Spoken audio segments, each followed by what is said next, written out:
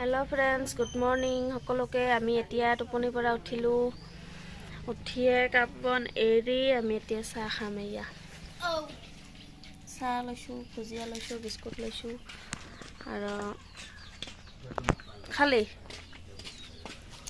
চবে খাই আছে বাৰান্দাত।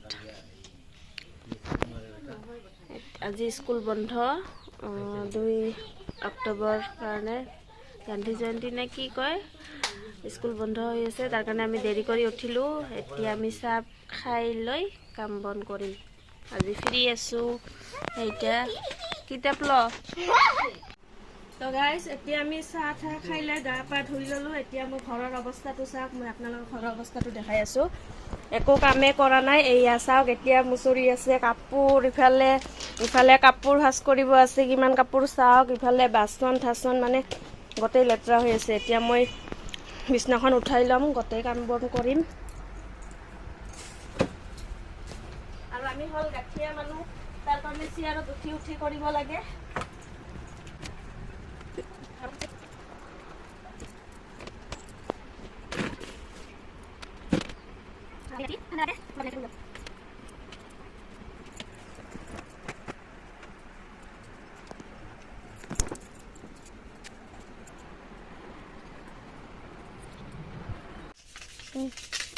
গাইজ, এতিয়া মই ধান ধুমকৈ বাচনখিনি মাজি আছোঁ।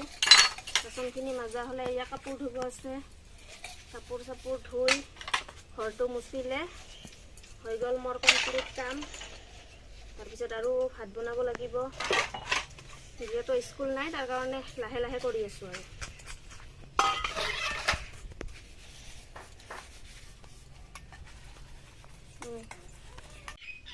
এতিয়া মোৰ বাচন মাজা হৈ গ'ল।